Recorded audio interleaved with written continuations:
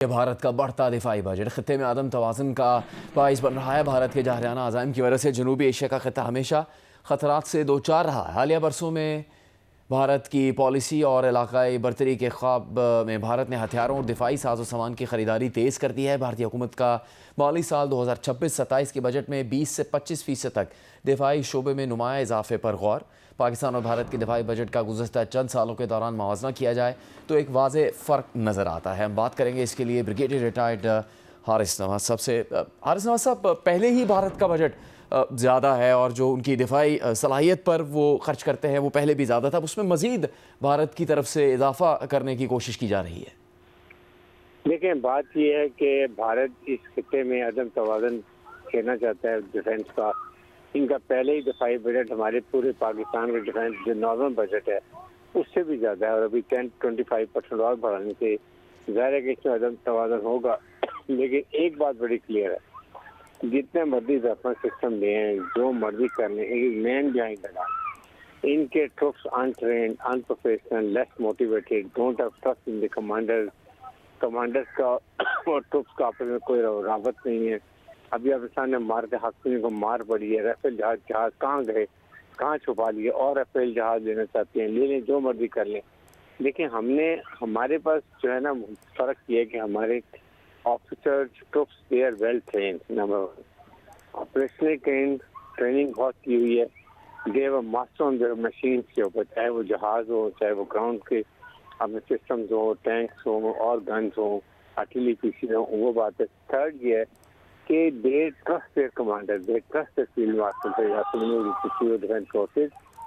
जिस तरीके से कौम को इकट्ठा किया, जगजा किया, फौज को लेके चले और इतनी बड़ी फौज को मार का हक में शिकस्त से पास थी।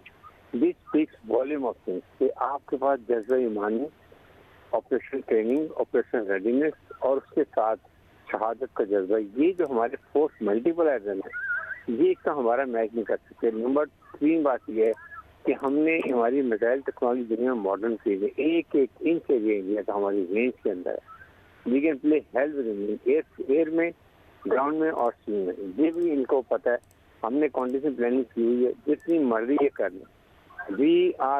हमने टोटल मॉडर्नाइजेशन प्लान बनाया है। अभी आपके सामने चीफ ऑफ आर्म फोर्सेज गए थे गुजरांवाला, वहाँ टोटल मिसाइल्स के ऊपर, ड्रोन के ऊपर उनको प्रॉपर तरीके से एक ब्रीफिंग दी गई, मॉडर्नाइजेशन ऑफ प्लान वो नजर आता है। इससे आप ये देख लें कि हम इससे कोई कमी नहीं करते।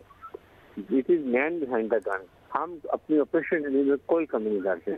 तीनों सर्विस की coordination of the chief of defence forces का एक नया हेडक्वार्टर बना है, यूनिफाइड कमांड हुई है। इसमें प्रॉपर ट्राई सर्विस की कोऑर्डिनेशन है। That makes a lot of difference. इसलिए ये जो मर्जी कर लें, we are second to none and will play hell out of them if ever they look towards Pakistan. तो हारिस नवाज साहब, मई में जिस शिकस्त का सामना करना पड़ा भारत को, उस हजीमत को मिटाने के लिए भी क्या भारत की जानिब से ऐसे इकदाम किए जा रहे होंगे?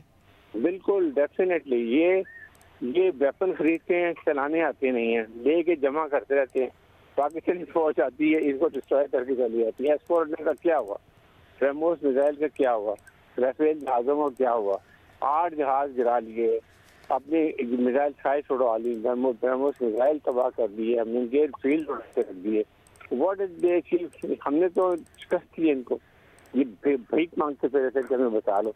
इसलिए ये जो मर्जी करें, we know what we have done it and how well prepared. और ये होती है तीनों सभी चीज की आपस में कोऑर्डिनेशन। नंबर 2, ऑपरेशन रेडीनेस और जज्बा ईमानी। That is the force multiplier with us. बहुत शुक्रिया ब्रिगेडियर रिटायर्ड हारिस नवाज साहब, जियो न्यूज़ से बात करने के लिए।